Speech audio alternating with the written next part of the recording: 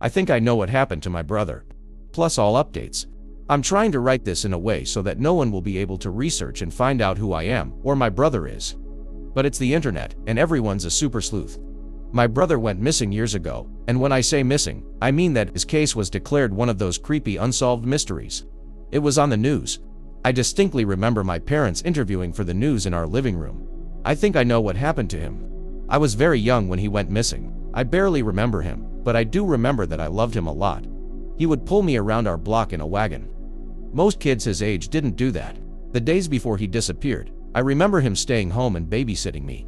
I stayed in my room and played Nintendo 64. Throughout the day, a guy came over. I remember him. He was older, almost our dad's age. My brother made me go into my room whenever I heard the doorbell. Later, after the guy left, my brother would ask me not to say anything about the guy. With my brain only being focused on video, games and extra dessert at that age, I agreed. I didn't care, nor did I comprehend the gravity of the situation. The day before he disappeared, I remember the older guy coming over. I was in the kitchen, and remember looking up and seeing him kiss my brother. They hugged. They didn't care that I saw them. The older guy waved at me and I waved back. Then I kept watching cartoons. I fell asleep on the couch and woke up to my brother whispering outside our front door. "Don't worry, he's asleep," he said. The older guy said something I couldn't hear. Then my brother said something I couldn't make out, but I made out the words, "visit them," or maybe he said visit him. Either way, I know the word visit was in his sentence. The man raised his voice and said no. Then I heard plan and city. Then I fell asleep again. The next morning, the day he disappeared, my parents were at work. My brother was acting very strange. I remember he kept checking the clock. In the afternoon, I remember him picking me up and asking me if I wanted to go in the wagon. I was too hooked on Nintendo 64 and said no. He almost begged me and I said no again. Then he told me he had to run to our neighbor's house for something. I don't even remember what he said. I said okay. He reminded me to not open the door for anyone, only mom and dad. I shouted at him, okay. Because Super Mario was getting on my fucking nerves and he wasn't helping. He gave me a hug and told me he loved me and left. He never came back. All these years, decades later, and I think he was in love with that man. I know he was. The memories randomly came flooding back to me earlier. I'm not quite sure why. But it has been taking over my thoughts lately. I can't sleep because I keep thinking about it. I think my brother left with that man and they ran away together. Or maybe something worse happened, but I don't think that's the case. My freshman year of college, I was part of a sports team that got national recognition. I remember my team's picture was on ESPN and with our university's name. A few days later, I got mail at my dorm. It was a gift basket. I thought it was from my parents, so I didn't read the card. I threw it away immediately and ate what was in it, but it was nothing but candy. Nerds, Jolly Ranchers, Tootsie Rolls, and Hershey's Kisses. I called my dad and thanked him for the gift basket, and he said he didn't send one, neither did mom. Then I got to thinking. All of those candies were what I used to eat as a kid. Literally all I ate for the earliest years of my life were those candies. I tried to find the card, but I couldn't. Then I began to think about how my brother would wheel me in the wagon to the gas station close to our house so I could get candy after dinner. Even though it was a punishable by-death no-no from mom. Months later, during Christmas, I got an unmarked Christmas card. The only thing written on it was a smiley. Since then, I've heard nothing. No one I know sent that card. I have never responded. I wonder, every day, if he's out there. I have never told anyone this. When the police asked me what happened that day, I told them that he went to the neighbors because that's all I remembered. Honestly, it destroyed my parents. My mom became addicted to painkillers, and my dad has had 3 extramarital affairs, which, I know this tragedy is no way an excuse to cheat, but it sure didn't help. It has ruined our family, and maybe my brother knows what he did. Maybe he regrets it and knows he can't come back home. But if I could see him today, I would just want to tell him that he is always welcome in my home. I love you so much, brother. We have so much catching up to do. Please come home, please. Update. 2 months later. It's 4 p.m. and I'm drunk lol. These past few weeks have been insane. I posted on here before my brother went missing a long time ago. I thought he ran away from home. Long story short, I got into contact with some detectives that our family has known since my brother went missing. When I started asking questions, they told me that my brother was no longer on any missing persons registry. When I asked what that meant, they told me that he was removed, per my parents' request. I asked my parents, my dad, actually. My dad ignored me. My mom told me my brother is alive and okay, as far as she knows. They found my brother years ago, a very, very long time ago, and found out he was living with another man. He's gay, and it disgusted my parents. He tried reaching out to them. They told him they didn't want anything to do with him, and that I didn't remember him and wouldn't want to see him, ... I went ballistic. My parents weren't fazed by it. They sincerely hate my brother for who he is, for being gay. They kept him a secret from me all my fucking life. My brother missed the birth of his nephew. He missed my wedding, graduations, everything. Just because of my parents, they lied to me. I've been able to get a phone number and contact information from police officers. My brother left it all open in case anyone from our family wanted to contact him. I still can't work up the nerve to call him. The address I have for him is across the fucking country, but he's alive. My brother is alive. I'm drunk as fuck right now because I can't deal with any of this. I haven't talked to my parents in weeks, and I never plan on speaking to them again. Not for what they've done to me, or my brother. This is real, and it happened. It happened. It is happening right now. I don't know how to process this at all. My parents let me believe my brother was dead or kidnapped forever, when in reality he just ran away, and when he wanted to come back, they disowned him. I'm fucking crying right now. How could you do that? Fuck you, God. Fuck you, Christians and Jesus. I don't even know. I'm sorry. Update 2.1 month later. Here's an update for you all. The day after I made my last post, I woke up and called into work. I told my wife, who is essentially my confidant, and I tell her everything, the whole story. She wasn't really surprised. She's not a fan of my parents much. But like many of you, she told me to call the number I was given for my brother immediately. She insisted on it. She took herself and my son out for a day together, so I could be alone to talk with him. I dialed the number about 7 times before I actually pressed the call button. It started ringing and I hung up. Then I got frustrated at myself and called the number back. It rang and I got a voicemail, but it was the automated voice, not anyone else's. I didn't leave a voicemail. I thought the whole thing was ridiculous. I called my wife and told her to come home, and she refused until I had talked to someone on the other end of the phone. About an hour of pacing and drinking 2 glasses of scotch at 1 o'clock in the afternoon, I called the number again. It rang 3 times. I panicked. I hung up, but this time, the number was calling me back. I swear to whatever God's above, I thought my heart was going to stop. I almost threw up right there. I answered the call.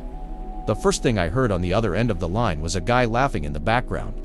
There was wind on the phone. The person on the other end was outside, and it was windy. Who is this? It was his voice. I knew that voice. It was my fucking brother, who had been gone for my entire life. I covered my mouth with my shaking hands and just sat there. He kept asking me who it was. The guy in the background was trying to talk over him. He hung up on me. I called him back right away. He answered again.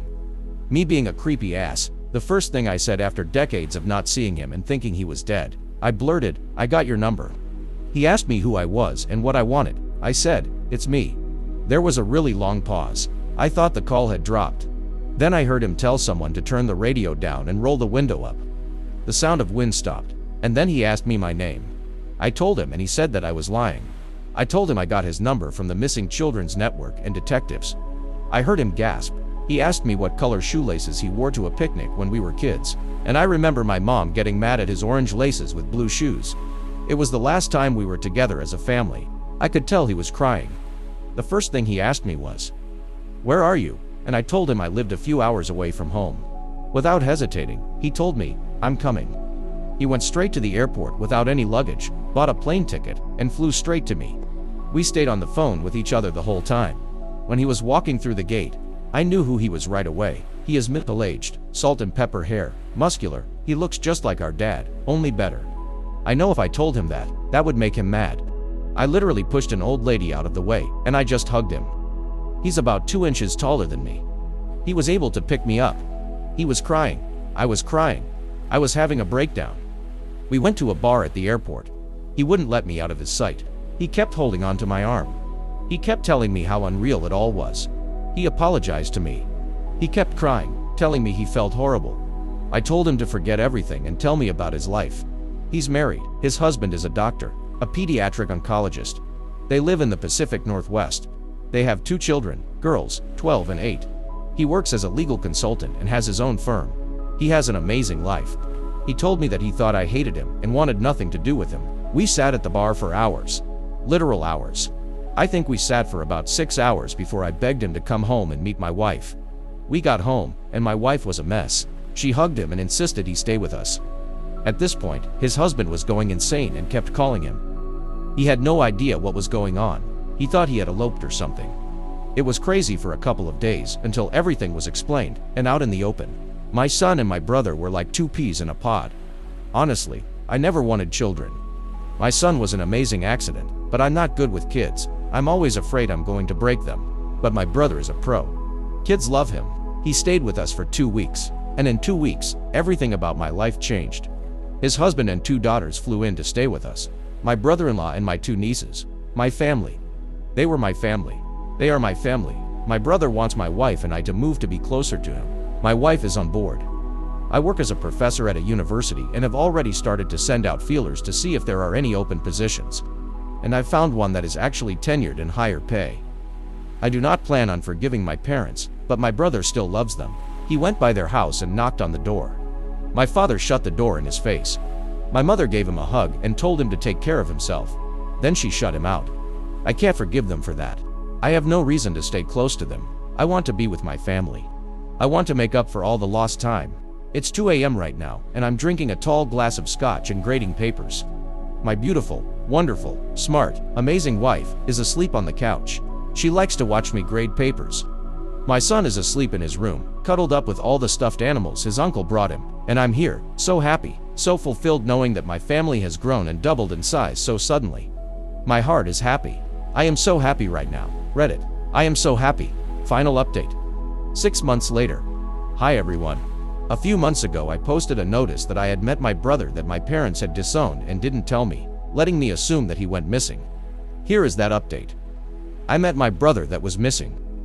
Now, here, I'm posting an update over 6 months later. Thank you all for everything so far. Everything in my life has changed in the last 10 months. Honestly, I don't even know what to say.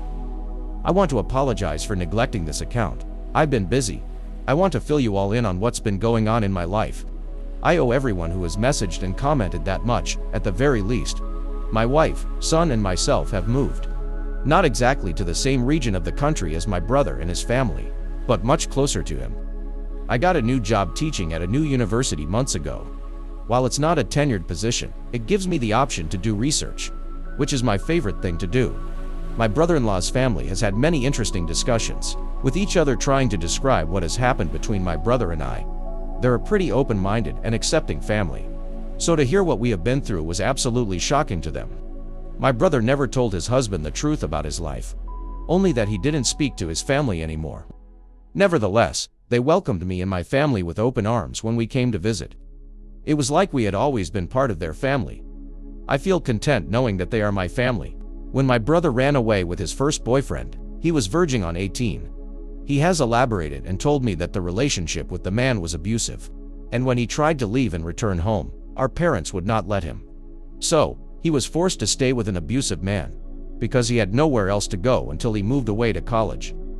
This deepened my anger for my parents, but my brother still, to this day, has this ridiculous sense of hope and optimism. I love that about him, because I don't have that. My brother and I are two very different people, but in a way that works well.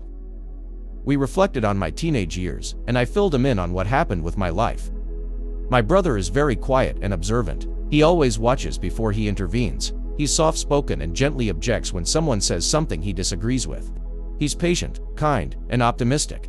As I've said, he has a very loving heart, so I think that's why he has an unrelenting faith in our parents. Me, on the other hand, I'm abrasive, impatient, and quick to jump to conclusions. My wife wanted me to add about me: doesn't separate laundry, refuses to mop the floors, and can't properly change the oil. Despite being very different, we have this uncanny ability to be thinking the same thing. Even though we have been separated for several years, we can still give each other a look and know exactly what the other is plotting. My brother has been able to create a spectacular life for himself, all on his own. One thing I struggle with is knowing that he went through more than half of his life by himself, putting himself through college and law school all alone. The more he filled me in about the years away from our parents, the more angry I became. I severed communication with my parents months ago, after the last time I posted on here, and it has done wonders for my own mental health. But then the election happened a few weeks ago. In all honesty, I don't even have the words to summarize what this presidential election was. I don't want to make this political, but this whole thing, by its nature is political and serves a great purpose. I've read messages on here of people saying that they, too, have been disowned by family for being gay, lesbian, bisexual, transgender, or other identify. I have heard so many stories from Redditors across the country, telling me that they are scared, alone, and afraid, every single day of their lives, all because of who they fundamentally are. The day after the election, my brother and his husband were devastated. My wife, who is a black woman, was devastated. It's not just Donald Trump himself, it's his supporters, followers, and the ideology that took hold with so many people. Where I come from, Donald Trump's hateful rhetoric on registering Muslims and disenfranchising LGBTQ and minoritized peoples was heralded as something genius and revolutionary, but to me it is a personal attack on my family. I have been in shock and disgusted for days. I had to explain to my son what it all means, and why the world is not always a good place. I had to have the same conversation with him, when his grandparents did not like him because of his dark skin. The day after the election, however, I got a call from my mother. I didn't answer it, because I was in class, but she left a voicemail and said she would like to talk at my earliest convenience. I thought on it, still enraged, but decided to call her back, more out of curiosity than a desire to speak with her. When we began our conversation, she asked how I was doing. My answers were short, one-worded. She jumped right in, and I could tell she was uncomfortable. She apologized. But she apologized only to me. I wasn't fazed by this. I told my mother that she should talk to my brother, and unless she did that then, she need not call me anymore. I told my brother that our mother had called and apologized, and the look on his face was pure happiness. I can't even begin to describe it to you all. It was as if all of his dreams had come true. My brother called our mother, and she, to my surprise, picked up. They had a short conversation, and my brother's happy glow had dimmed somewhat when he got off the phone. He told me that she said that, given the election results, she had only wanted to speak to me, I guess, alluding to the fact that I'm a white, straight male, the normal son, in an effort to repair the family, and that we all, me, my mom and dad, not my brother, need each other now. She also went on to say, she does not approve of what my brother does, but she had read up on his lifestyle and recommended conversion therapy. My brother ended the call with a very gentle, "I'm sorry, Mom, but I can't do that. I love you. Good night." I think my brother has been broken these last few weeks, and the hope and optimism that naturally carries him through life has been eradicated. He's buried himself in work and ignores any discussion around our family. My wife is a counselor, and she normally avoids counseling people she doesn't work with, but she's told me that the only thing I can do for my brother at this point is to be there for him, and to never let him be alone again. Like I said before, though, I have a tendency to lash out and be aggressive. Yesterday, while stewing on my own rage about my parents, I called my mother, and when she answered, I just began screaming into the phone. I unleashed a lot of things, and I remember crying while I did so, because I was so enraged. I told her how much she hurt my brother, her son, and how she put his life in danger, all for her ideology. I told her how unfair and upsetting it is that her and my dad would do this to their children. To my brother, how it's criminal and how they should be punished. When I finished screaming, I was going to hang up because she miraculously hadn't during my 10-minute tirade, but she cut in with a quiet, "He sounds grown." My mother acknowledged my brother's existence with that short sentence. Then she went on with, "I'm so sorry. Let me speak to him." Okay, but I didn't. I hung up. Then I blocked her number. I don't know what she wanted to say, but I'm afraid it is something that could damage my brother further. We are currently staying with him for the Thanksgiving holiday. My view right now is this. My wife and my brother-in-law are sitting on the living room floor trying to assemble an IKEA shelf. My son is beside me watching cartoons, and keeps telling his mother and uncle to she. And my brother is in the kitchen washing dishes. This is a life that people want to see destroyed, taken away, and converted. This is a life I am so grateful to have. And it is filled with people that this world is lucky to have on its surface. I haven't told my brother that our mom tried to call, and I don't want to. I don't think there's a point. I just want to spend as much time and energy as I can trying to love my brother, my family, my small little slice of bliss. This is my heaven. This is a life I will proudly defend against hate and intolerance and bigotry. I am so lucky to have this life, these people, and this happiness. And I will never stop fighting for it. What do you guys think? Let's discuss in the comments. Follow and like for more stories.